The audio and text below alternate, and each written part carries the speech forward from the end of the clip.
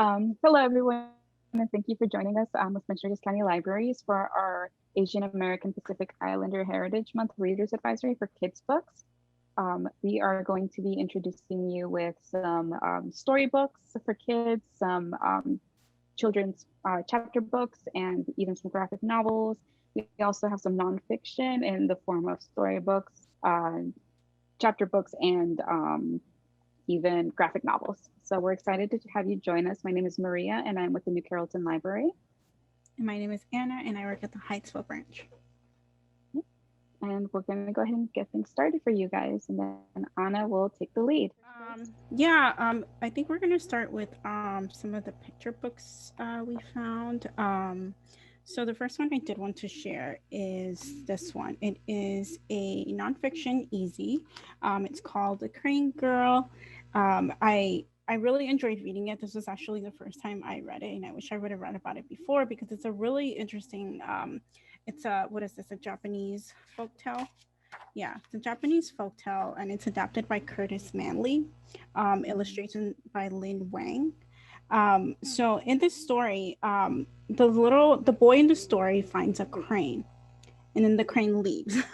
At first I was like, okay, well, I don't know where this is going. But then turns out this young woman appears at their doorstep, and she's like, I just need somewhere to live, like I'll help her around the house. And it was just the boy and the dad.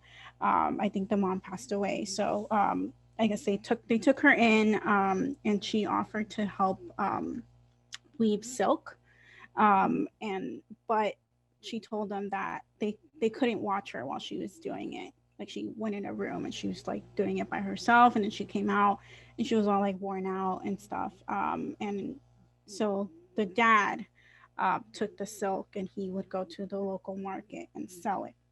And because it was such a good quality, he was able to get a lot of money back for it. But the issue was that instead of him, like, I guess, using it well, he basically spent it not in a very useful way. And then he wanted and more. So he was like demanding that this poor girl, make more silk. And she was just getting very like tired. And the demand, it was just like more demand.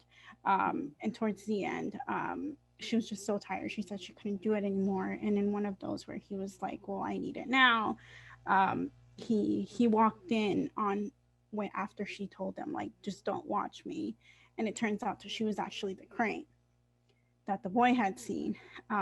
So that was really interesting. And it was a very cute ending because at the end, the boy left with the girl that was the crane, and he became a crane. And then they lived happily ever after and had like a bunch more cranes. So it was really cute. And even the illustrations was very, let's see, so this is like one of the pictures when the girl came to the house. So it's a very interesting story, I guess. It has a very, I guess the theme or the lesson is, I guess, not be greedy. That's definitely very important.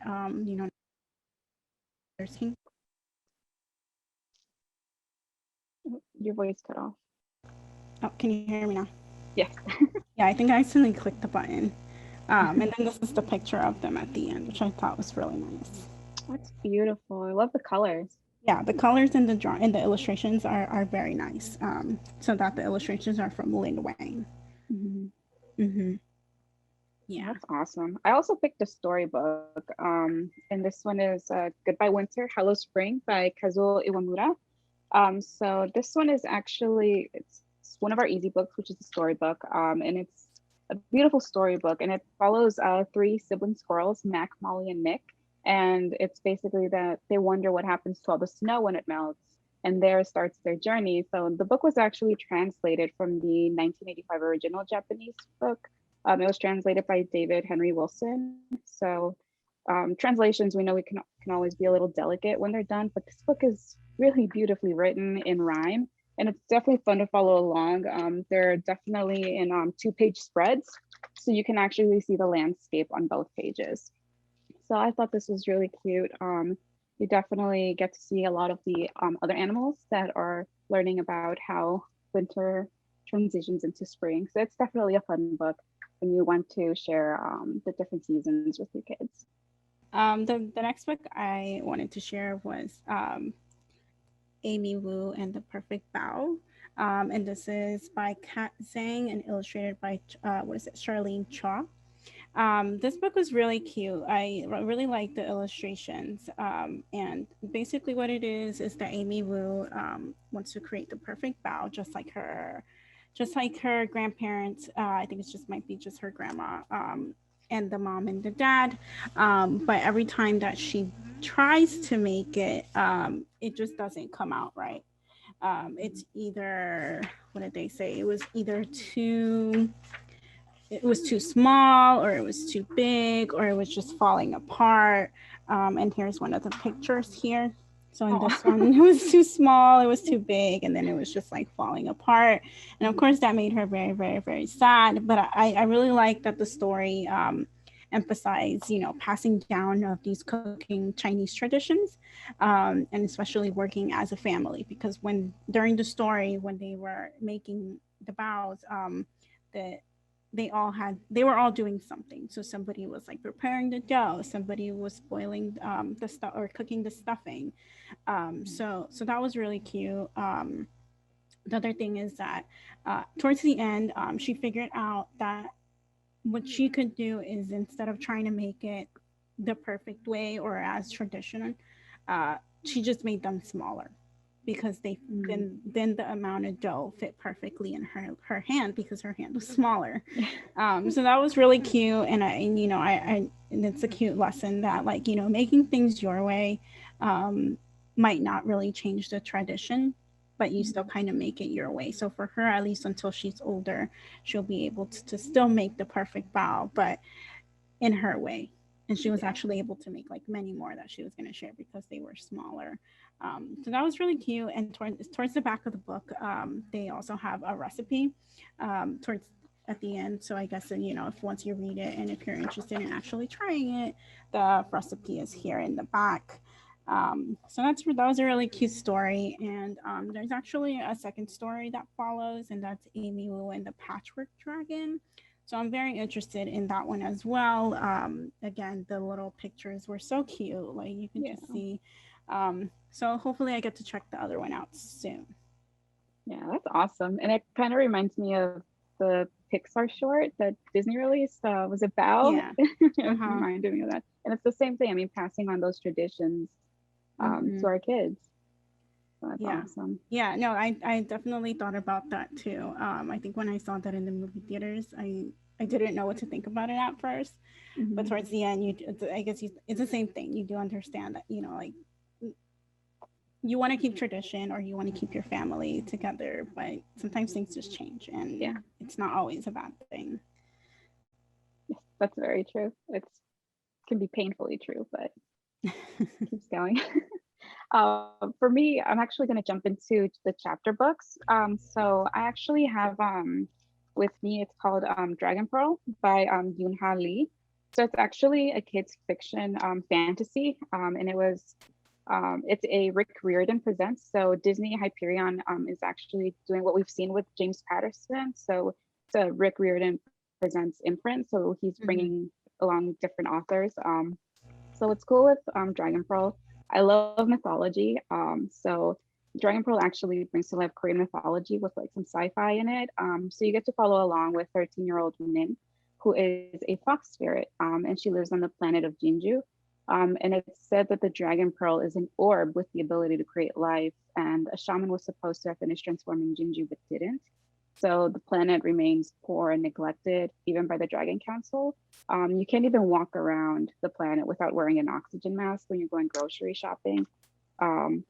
So it's like definitely centered on family, and it even reflects in its own way an immigration story, the search for a better life. And turns out, like in the book, Min has to set out and search for her brother who's gone rogue, with the belief that the Dragon Pearl is still out there, and hopefully it can turn Jinju into a prosperous planet, just help the family along as well. So I thought it was a great book. It was definitely fun to read. And at the beginning of each chapter, what I actually enjoyed was there's a different animal from the zodiac as well, from the Chinese zodiac, but they also have just like the fox, even at the beginning of the chapter. So I thought that was really fun. But it was definitely a great book to read, especially this is a great intro for any sci-fi kids.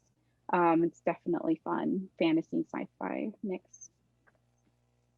Yeah, and I guess a lot of these books, a lot of it is mythology, and I noticed that throughout the different the other chapter books I had too. So yeah, it's really nice. Yeah. So the next thing I'm going to talk about is an author, Selena Yoon. She is from South Korea. She has won many awards for all of her different books. She has different picture books. I don't have my hands on it, but she has like these little like, what is it called? The Kaleidoscope Books. So it's like, I guess it's more like the art, abstract art thing. And I have two of her books here today. I have Bear's Big Day. So cute. Yeah, the drawings are really cute. And basically it follows the little bear on his first day of school. So definitely can be very relatable to know the little ones returning to school or going to school for the first time. The drawings are super cute. Poor little bear goes throughout his first day very worried, very anxious, kind of scared, didn't know really what to do. The other kids are kind of like hanging out. And poor bear was like, I don't know. Towards the end of the book, he just decides to ask the teacher for help, and ends up making a little craft for his little stuffed rabbit that he left at home. So he was all excited to go home and show the craft that he made with the teacher's help. And then the next day, I guess he felt a little bit more comfortable. So he was able to play with more kids the next day, and he turned out to be okay. Oh, that's awesome. Yeah. The next one is Stormy Night. It's still the same bear. You see his little rabbit that I was talking about. Yeah. So this one is about the bear.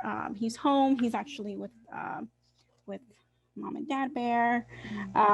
So again, it still has the same illustration format. So basically, it's a storm, and bear is pretty scared, as you know. Storms can be very, very scary, even for big people. For little people, and and then there's always some worry with storms, I guess, and that's okay. So in this story, poor bear is scared. He doesn't know what to do. It's like hiding under the bed, and it's like the bear is like there with him. But so then the mom comes in, and she's like, I'm scared too. And then they're all scared together, right? And so the mom and the bear are there, and then dad comes in as well. And they're all scared. So then the storm basically passes while they kind of do some stuff. They look at little books and stuff just to kind of keep busy while the storm is passing. They read a little goodnight book. And then the storm goes on, and then eventually it does pass. So then basically at the end of the story, they're like, well, I guess we can go to sleep because the storm went to sleep too. So then they just go to sleep at the end. Oh, that's cute. It's a very cute story. And like I said, the author is from South Korea. There's also other books that this author has done. I believe like the Penguin series. I also don't have those in front of me, but those are also very popular with our picture books. Yeah, and that's definitely a great way to show kids when they're young you can always ask for help, and parents, adults, we all get scared at things too. So it's definitely something comforting there for them. Yeah.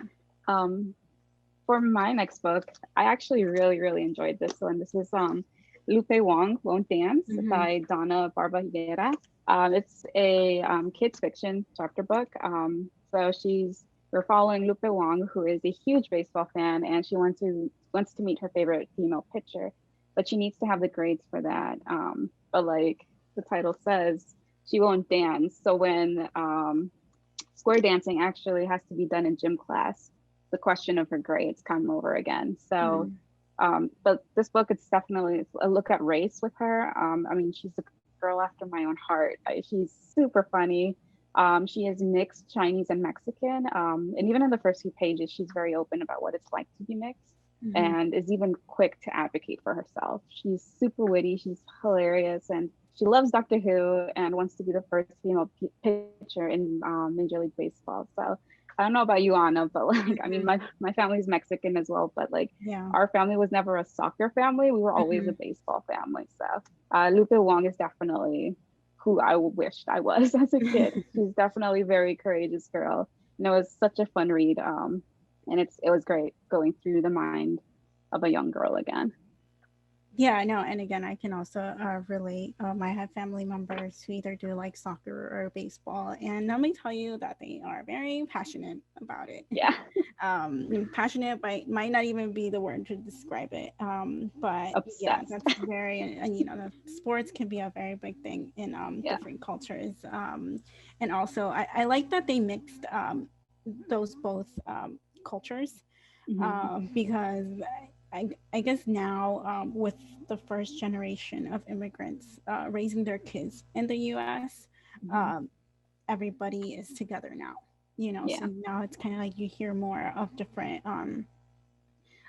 of different countries in the same family. You know, Yeah. and just depending on the location, might have more to do with it. But that's really cool because kids that have different cultures Yeah. can definitely identify to that. And being young as well, trying to get the grade so they can play the sport, even if it means it's something Yeah. that they may or may not want to do or think that it's funny, I guess. Yeah. Yeah, that's really cool. I think I might actually have to read that one too. You'll love it. Yeah. The next book I have here is so it's still a picture book. So it's called Korean Celebration. And it's basically an overall about different festivals, holidays, and traditions that are Korean. So this book, you will find it in the juvenile section, our nonfiction. So it won't technically be in the easies for the younger kids, but it's mostly because of it just has so much information. It has so much information for the little ones, but definitely there's so many different illustrations. So that's why I think because it's very wordy, it might not grab the attention. Or keep the attention of a little one, but definitely starting for the older elementary school kids, whether they're learning it for school or just because they're interested, this is a very, very good book. So it's a very easy way to help children and families learn about Korean culture. It covers a lot of different holidays from like New Year's Day to the Lunar Year. They actually have several like food information, and there's even some like recipes in this one too. Oh It wow. covers different, so see in the front, they have the different clothing. So in the book as well, they have different sections where they talk about different clothing that they use for different occasions. They also talk about different games they have. And towards the back of the book, they also have like even instructions on like how to set up these games because some of these are like kind of like board games, which I thought was really cool because if it's something that you want to do with your family, you can actually recreate some of these things. Mm. It has things from like their national anthem. What I really thought was interesting is that they have days of love, and on Valentine's Day, women give gifts to men, right? And then Mhm. they have something else called White Day, where the men give women candy. So I thought that was really interesting because at least for the U.S., Valentine's Day is like it's a very like I guess romanticized, Yeah. and I guess it's more of I guess like maybe the guy giving something to the girl. At least I know in Hispanic culture, it's not even just in romance; it's like family and Yeah. friends as well. For So sure. this one I thought was interesting because it's like they have specific days where a different when a woman gives something to a man and then the different day the man gives something to a girl and then like specifically it's like usually candy. So I thought that was very interesting. They also have instructions on how to make like a, a paper what do they call it, call it carnation I think, but it's like Mm. the little the little birds. I should have. Let's see where it is. No, I can't find it.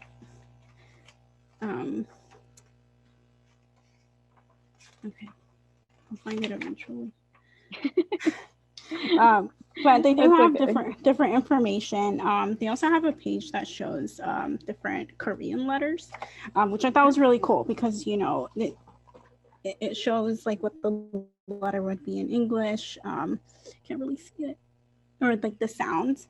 So I thought that was really cool because that's something that, you know, you could practice writing or at some point maybe recognize at a later point. So that's definitely, this one is definitely a good learning book that anyone can use for, you know, either a research project or just to learn with your family. Yeah, and it's definitely never, I mean, it's never too early to introduce kids to other languages as well. I mean, it'll help them learn it a lot more the earlier they start. So I think that's a great book. And I'd heard that like in Japan as well, they also have White Day and Valentine's Day. So I do think it's definitely a very interesting thing, very different to what we have in American culture. But my next pick is actually a graphic novel. I actually got this, I think it was last year. So this is Stargazing by Jen Wong. So this is actually a winner of the 2020 Children's Literature Award, given from the Asian Pacific American Librarians Association. So this book was a heartbreakingly warm story. So we have Moon, who is a super confident and cool girl and is quick to make friends. But then we have Christine, who's a bit of an opposite, and she ends up having to rely on Moon quite a bit. With this book, I mean, kids will get to learn what true friendship looks like and how tragedy can actually bring friends closer together. The art style is very pretty. It's actually pretty vibrant. And a lot of like when there's more stressful or tragic moments, it definitely takes a darker tone. But I think my favorite is when they go to the observatory to go see constellations and stuff. I don't know if you can see that, but it's definitely a great graphic novel. The art style is beautiful. It's definitely lets kids know or kind of remind them that it's okay to be different, and that's how you get to meet more of your friends. I mean, your friends come to say a lot about you as well, and just learning how to be a better friend is also incorporated in this book. So I thought it was a fun read. It was very sweet, and I did find myself tearing up. It was a great graphic novel. Yeah, I think when books bring those type of emotions out of you, that's definitely a big star for the author, you know, because it's like, I don't know, I guess it just connects, you know. Yeah, and it's actually based on the author's own personal experience. So I don't want to spoil too much of it, but there was a personal connection to it as well. Yeah, I'll have to take a look at that one too. And the cover, the cover looks really nice too. Yeah, it's really pretty. It's really bright. Yeah. You would think for Stargazing it'd be something blue, but it's definitely a very bright orange. Yeah, no, that's a nice color. It's very bright too. So yeah. I also have a graphic novel here, which is actually in our nonfiction section because it has different folk tales and stories from different countries, which I thought was very, very interesting. So this one is called Tamano the Fox Maiden and Other Asian Stories. And this says it's a cautionary fables and fairy tale book. And this is, let's see. So each story, I guess, comes from different folk tales or fairy tales that I guess have been passed down. So I thought that was really interesting. But I felt like each country had their own like theme that connected to their culture, which I thought was very interesting because the way it's set up is that I like that in the front they have like the titles of the small little stories, but it also has the country that it came from. So I thought that was really interesting, and I felt like even though it's one book, I still felt like they were different. So like not all the drawings were the same, not all the formats were the same. So for example, one of the stories, and I can probably just summarize a few. So one of them was called The Lucky Teapot, and that one is from Japan. And so it turns out that the man saves a cat from a trap, and the cat is like trying to repay the man. But it turns out this cat can like transform to things. Cool. So yeah, so that's kind of what that short one is about, of like the cat trying to transform things to like benefit the man that saved him from it. It kind of got him in trouble for a little bit. But then at the end they were able to figure something out where they, the cat could still be grateful towards the man, but both of them were not in trouble. That one was really nice. So I guess that one is, like helping people out, right? Yeah. The other one I looked at was The End of the World, and that one was from India. And that one was also good because it was, well, that one was very different too, because the format that was is that, and hopefully you can see it. So this is like the beginning, and as you can see here, it's like little like text messages, like little chats between the creatures, and there's like the god and stuff. So I thought that was very interesting because it's very, I guess kids might like that because it's very like digital, but it still kind of keeps the story. The elephant that was in the water, the god was like, I'll be back when the sun what was it? I can't remember if it was like when the sun comes down or like I'll come back tomorrow or something. And the elephant watches the sunset in the water, and then the elephant thinks that the sun fell in the water. And the elephant goes like looking for the sun and pulls out this like rock and takes it to like this other village, and it's like something happened to the sun because it got dark.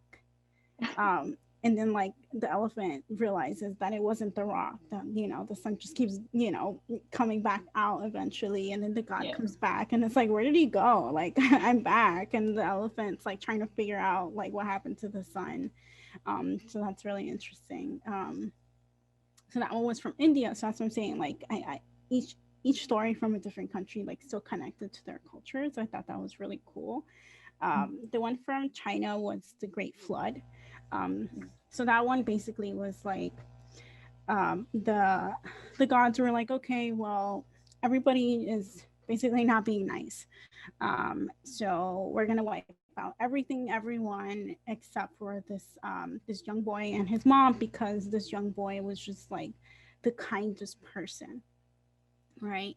And it kind of reminded me of like the Noah's Ark, I guess, because like the boy had to like save all the animals. Right. Yeah, and then there is like a villain in that story too, and the villain, like he ends up saving the villain too, so like it kind of goes to show like this kid was so nice that this person kind of like ruined everything for everybody as well, but then he still saved them. But then like the bad guy still wasn't grateful, so that was kind of like the sad part in that. But I thought that one was interesting as well, not showing kindness, and that you should be kind, because you never know when you're gonna need their help. So I thought that one was interesting. And there's a few other countries. I didn't get to read them all, but there was one that was from, I hope I'm pronouncing it right, Laos. Laos. That one was called Ghost Pepper. And that one was interesting because basically the boy goes out, he's supposed to like find the wife, I guess, and he finds like a ghost in like the river, and the ghost is like trying to eat all the fish in the river and the guy, but then the guy offers her like hot sauce, and then like they like marry each other. So it's like really weird. I'm like, okay, well, I guess he won the ghost over with hot sauce. I don't know. Yeah, I just thought that one was interesting, and it reminded me of like the Mexican one of like La Llorona. I don't know. Yeah, Just found this ghost in the river, and they just like got married because he gave her hot sauce. So that's that was great. interesting.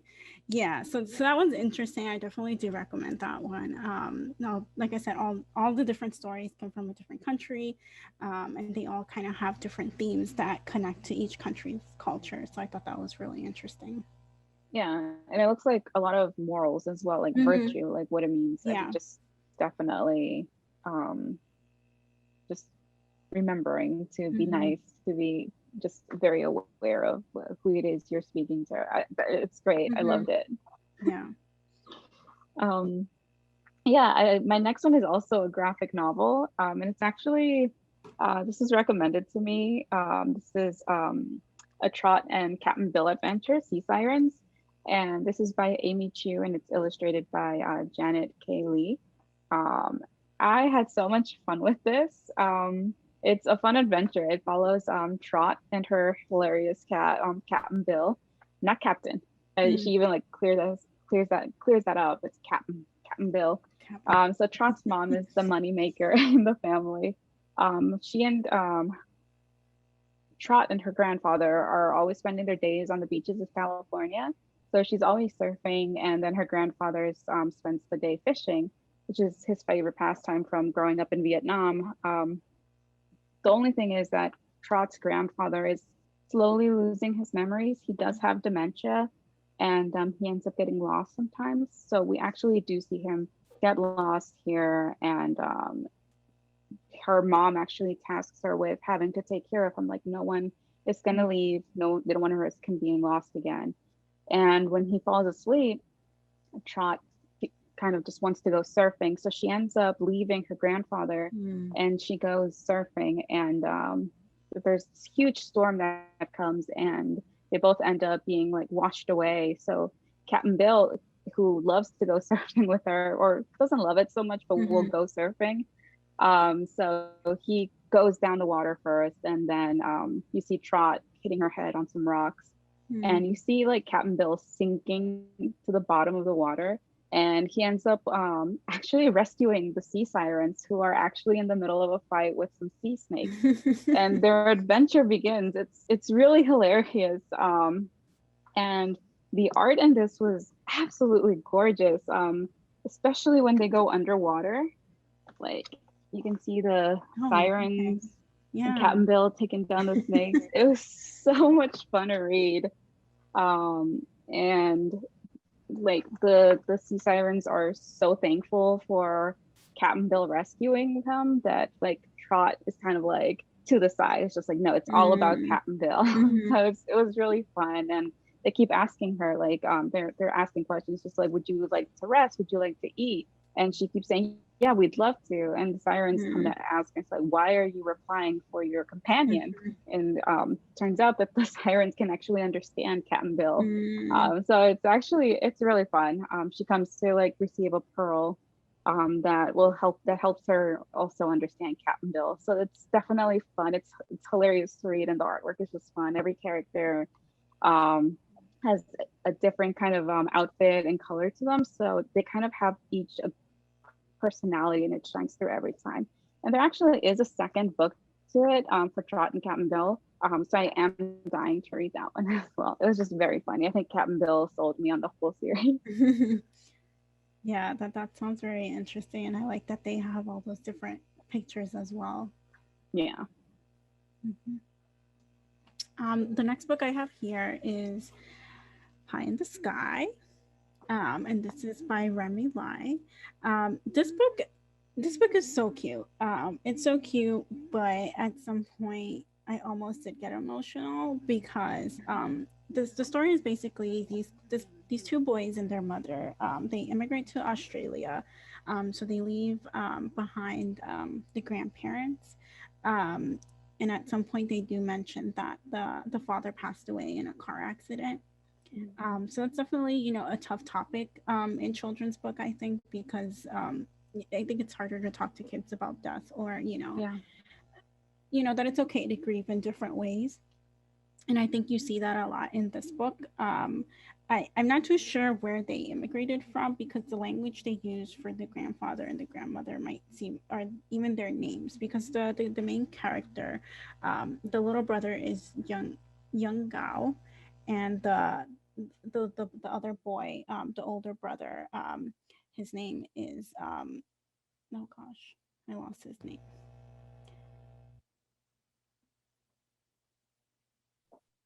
Oh, I lost his name now. That's his name, Jin Wang. So the older brother is Jin Wang. So it might be Mandarin, but the author, she actually was born in Indonesia and grew up in Singapore, but currently lives in Australia. So I can see the connection there. Like moving to a new country. Yeah. But basically, the boys. And it shows that even when you move to a new country, or even to different location, they didn't know English very well, but it took the younger brother uh, basically like a couple of months for him to learn some English. So he was Mhm. able to start making friends. He wasn't struggling as much to do his like homework and stuff, and be in school. But the older brother, he definitely had a much harder time. Like he even says it himself, like it's like I learn it, but then the next day it's gone. Mhm. So that could be very frustrating. These are very young boys. I think like the older one is like 12, 13, and the younger one is like 9. Mhm. So they're still very young, but the mother does work like through the evening, and like kind of comes home late. So they don't really have the mom there in the afternoons when they get home from school. Like they see her for a little bit, and then she goes to work. And back at home, they used to have a like a bakery. Mhm. Um, so they used a connection of different types of cake to different pastries and stuff, to their family, because the, they really like, they have that like connection still to like their father making these cakes. So the little one is like, can you make me a cake, to the older brother? But then they're like, they're not even allowed to be using the stove and stuff, obviously for safety reasons. But they do anyways. So they like sneak out, they go to the grocery store, and they like walk by their mom's job, and they like sneak and make sure like the mom doesn't see. And the first time they tried, the mom came in the next day and was like, it smells like cake. So they were like, okay, now we have to like make sure we air out the smell or something. But it's just so sad, because like the younger brother for sure, misses the father. Uh, Mhm. but slowly it's like kind of losing like memories. So then the older brother, that's really hard for him, because he's like, is that going to happen to me? Like he definitely remembers more details, and has more connection to like sitting with the dad, like, or watching the dad like make the cakes, or sitting while, trying the different types of pastries and stuff. But, he's very worried, like, he's already having a hard time adapting to Australia. He uses the term like alien, like metamorphosis kind of thing, because he's like, either I'm the strange one, I'm stuck on like Mars, and they don't understand what I'm saying. But on the other side, it's like they're the strange ones, because he can't understand them either. Yeah. So it's like, I thought it was, like I said, it's kind of like, it hits you, because it's like, it's sad at the same time, because the kid is like, he learns a new word, or he makes progress by saying hi to one of his classmates. And then there's like a picture where like he's looking at himself in the mirror, and he sees like an alien, but because he Mhm. made that progress, like he loses an alien all eyeball. So it's like in his mind, like I guess like the more he gets used to it, or the more he learns, he loses a part of being an alien. But then something happens, and then he feels bad, and he's just like, nope, like I'm just, kind of goes back to like, he still feels like an outsider. Mhm. So I'm sure you know, a lot of kids or families might be able to connect to this character. Yeah. You know, moving to a new place, not understanding the language, trying to keep their culture alive, their father's memory, and of course the mother is grieving as well. So you know, like anytime they talk about the father, you know, they know the mom is sad. It's hard to keep communication with the grandparents back at home because they don't use technology, so they have to write actual, you know, written letters on paper and mail it. And of course it like takes like at least like a week or two for them to even get a response, because you know they have to wait for them to get the letter and then they write it back, and you know, to travel back and forth. So it's a really interesting story. But it also has like a lot of like little like comedy stuff.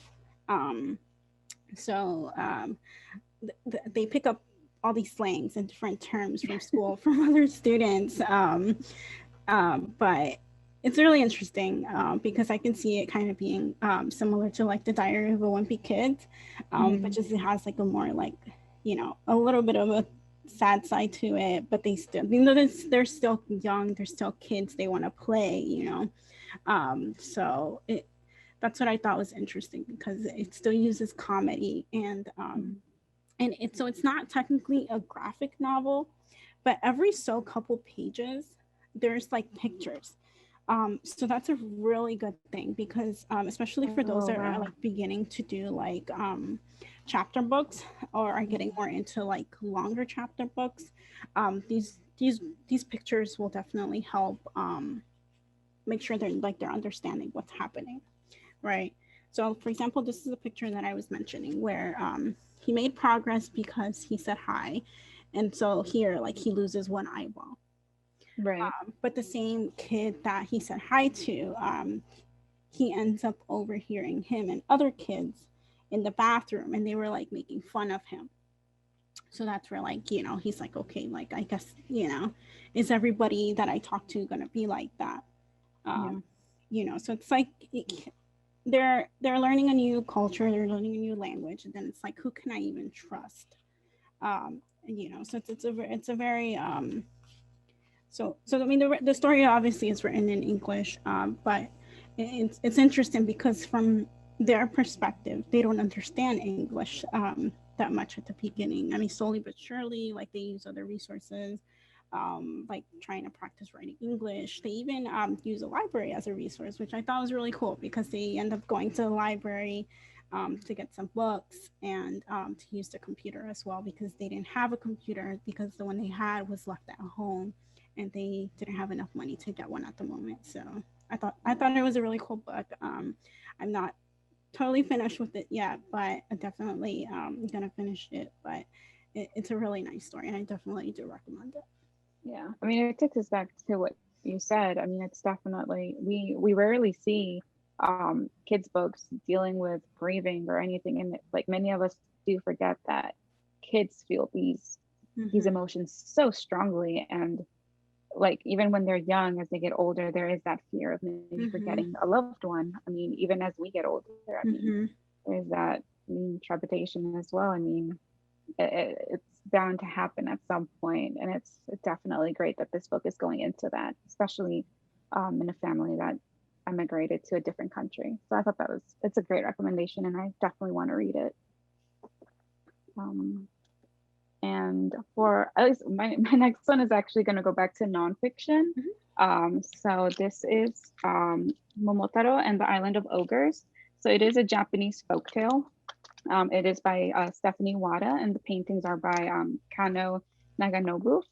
This the folktales actually follow Momotaro, who is a boy who is found inside this large golden peach. So he actually, as he grows up, he becomes a strong young man at 15. And let me show you the paintings. The paintings are beautiful, and you can see his adopted mother picking up the peach Oh, okay. there in the water. So it's really Mm-hmm. beautiful. And he grows up. He's stronger than anyone in the village. I'm stronger than a bear at some point. As he's described, and his village is actually in a constant state of fear because there are Mm-hmm. ogres that are constantly terrorizing and robbing the villagers. So as he becomes stronger, he wants to actually go up against the ogres. So we actually get to follow along with him as he goes on his venture, and he ends up like picking up a few companions to face the ogre army, and it's definitely it's about 43 pages long, not counting the postscript. So it's a little bit lengthy, but it's a great folktale. It definitely, like as we mentioned before, it talks about different virtues, like perseverance and how like being nice can take you a long way. I mean, when he comes across the ogre army, there definitely something happens that we don't expect to happen. So it's definitely killing them with kindness at this point and just being strong. And actually, let me show him as he goes up against the ogres. So it's not terrifying. So kids can definitely follow along. It might be a little wordy for some of the little ones, but I think maybe reading it little by little in segments, day after day, I think would be a great way. But I definitely recommend it as a folktale. The art was beautifully done. It was definitely a fun read and just gives you another life lesson. Yeah, definitely look out for that one too. The next book I have here is also it's a nonfiction. This is a J nonfiction. So this one is interesting because when I first got it, I thought the drawings inside were going to be just like the cover. So this one is called The Myths and Legends of India, and this is edited by Joanne Randolph. But then I opened it and I thought it was really interesting because it has like actual like pictures. Oh, cool. Yeah, so it's like really interesting because it has like a map and then it has like this actual picture. So I thought that was really cool because like the cover like totally doesn't, like I wouldn't have thought that it had like actual life pictures. Like I thought it was just gonna be like it was still gonna talk about, you know, all the information, but at least have like illustrations. But no, it has really like colorful pictures, which I thought was nice. And this book is also very useful if you want to do like a research project, or just for general knowledge about myths and legends of India, because it does talk about like Hinduism, reincarnation, like Buddhism and stuff like that. So definitely, if this is something where you can read together as a family, definitely reading it to a younger one, like Maria said, maybe in parts might be okay, because it is in the older kid section. But definitely, you know, the pictures and stuff will help. And it's very informative. So I definitely do recommend that one as well. Like I said, for general purposes, or if you know if kids have like a project to do on India, this would be a really great book. That's awesome. And I'm glad that's available. And I know I think those books also, or that publisher has a lot of different books in that series. So it's awesome. Yeah, and then the rest of the titles in the series are in the back. So just a couple other ones are early American legends and folk tales, myths and legends from like Egypt, Africa, Greece, Rome, and the Middle East as well. And there's a couple other ones, and I'm sure we probably have them in the system too. Yeah, awesome. Yeah, it's actually my last one because I have two others that I'm actually wanting to start to read, but this last one is nonfiction. So this is the USborn illustrated stories from China, and it's been retold by Rosie Dickens and Andrew Prentice. It was actually illustrated by Lee Whiting. So it looks like the printing was done here, but the images were put together in China. But it's a beautiful, it's gorgeous, it's a wonderful book. Even when you open it up, like the inside cover is just this drawing. So it's the stories are easy to follow, and again, it is a retelling of the story. So of course, I mean, when we talk about translations, I mean, it's always it's not as easily translatable, but I mean, these stories were easy to follow. And I think my favorite was the one with the fox and tiger, and I actually lost the bookmark in there, but it follows the fox and tiger. So we know foxes to be usually sneaky and sly tricksters, and that was it. that was the same thing that we saw here. And this tiger is just like big and it's just like powerful, and the fox doesn't want to get eaten. So what he says is that he's actually a god or like a protector in the woods, and the tiger doesn't believe him, and he's just like, follow me and you'll see. So he like walks around in like the trees, like the forest, and every animal sees them coming and they scurry away. Then the tiger's just like, maybe he is as powerful as he says. And then like they come across this beetle. I think it was a beetle. It was a small bug, and the beetle like played dead. And then like the tiger got so scared, he like ended up believing the fox that he was this amazing spirit that's more powerful than him. So like the tiger runs away. But I mean, the fox was just the fox. I mean, the real reason everyone was running because they saw the tiger behind him, not because they saw the fox. So it was such a fun thing to read. And again, like the art was awesome. And you see the fox and the tiger, and you can see the little bug at the bottom. It was really fun. Yeah, that's a really cute it was a fun read. Yeah, it was really cute. And just like the artwork again, like it's definitely not going to be a boring read for the kids. It'll be something very fun for them to read.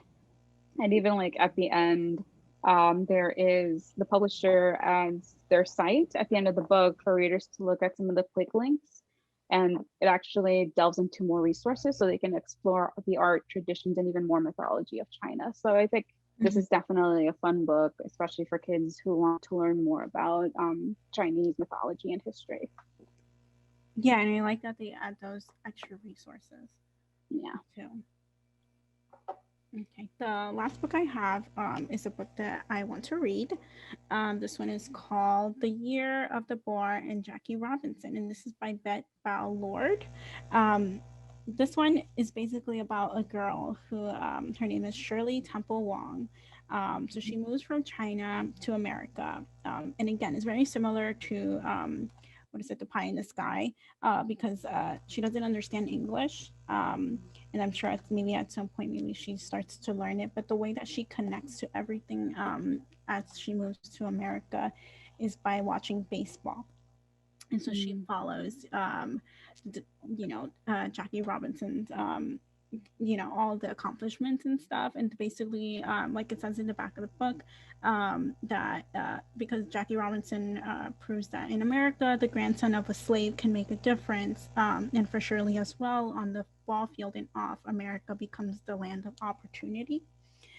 So it seems like a really interesting book. It kind of has the same like theme or like concept as The Pie in the Sky, which I thought was really interesting. So I do want to read that too. Yeah, I mean, I kind of remember that from elementary school, but I don't think I got to read it. I don't know. I mean, like when I was in elementary school, there were like different levels of reading, and if you were at a certain level, you got to read like a longer chapter book or something. But I definitely I'd forgotten about that book, and I definitely wanted to make sure to like go back and read that book because it's definitely a big thing. Yeah, and this one is under historical fiction. So okay. I thought that was really cool as well, because there are some families and there are some kids who like to read historical fiction, and I honestly do as well, because after you read a story, you make certain connections to characters and to storylines, but once you can go back and actually read about whatever was going on. So for example, in this case, whoever's interested in the story might follow up on learning about Jackie Robinson, and that that can just be a starting point to like learn to other different genres and books as well. So I thought that was really interesting. Yeah, for sure. I mean, even history wise, I mean, civil rights movement, that's definitely a great book. Like you said, it's definitely, you can go venture in different ways and how it impacted different communities as well. For me, I've been dying to read this book, and it's also a Rick Riordan presents. So it's Arusha and The End of Time, and this is by Roshani Chakshi. So it actually follows the young protagonist, Arusha. So Mm-hmm. this is actually the first book in the Rick Riordan Presents. So Mm-hmm. there are many imprints, but it follows Arusha, and it's actually based on Hindu mythology. So some of the small lies that she gives to her classmates, trying to fit in, because again, we see immigrant Mm-hmm. story of someone who feels like she doesn't belong, and when her small lies catch up to her, she ends up releasing an ancient demon. So it's I'm very curious. The artwork alone on the cover looks Mm-hmm. amazing. Yeah. Um, so it's definitely a book that I'm dying to start reading soon. So it's definitely on my list. Yeah, I've seen it on our shelves. I've seen it, and I think I added it to one of our customers' book bundles, um, because, Yeah. as you said, it has that whole mythology and stuff, science fiction, all the science fiction and stuff. But I mean fantasy, I guess that would be. Uh, Mhm. but it also has a strong girl character, Yes. so that's another plus as well. Yes, definitely. Did you have any more books that you wanted to share? No, that one was the last one. Hmm. Okay, I have one more, and this one has been on my list since last year as well. So this Hmm. is When You Trap a Tiger, and this is by Ty Keller. So it actually won it's a 2021 winner of the Newbery Medal, which is given to the author of the most distinguished contribution to Hmm. American literature for children. And this also follows a young girl, and it's also Korean mythology, and it's centered around this huge family secret with her grandmother that she took something or hid something away from this tiger. And but unfortunately, Lily is the only one who can see the tiger and who like Hmm. this tiger communicates with. So I'm excited to try to get my hands on this and like get started reading on this as well. So it's definitely another one for the list. Yeah. Mm. The But last thing I did, I guess, want to, I guess, as we wrap up here, with all the books and with the theme of this reader's advisory, I felt like they all connected. They all kind of had the same theme, and the themes that I picked up were definitely the continuation of traditions. mhm, I think that was a big, especially like Amy Wu with the bow, and the boy that was making the pies, the cakes, that reminded of the family, and of course wanted to keep mhm, the same, recipes and stuff. The respect of elders was another theme. The importance of family was seen throughout all the different books, and like I said, most of these are like from different countries, but somehow like it was brought up at some point. Adapting to new cultures and language is a big thing, and of course the mythology and folk tales. So it's very interesting, because even though they are different countries, like these themes were very relevant in like all the books somehow. So I thought that was really interesting. yeah.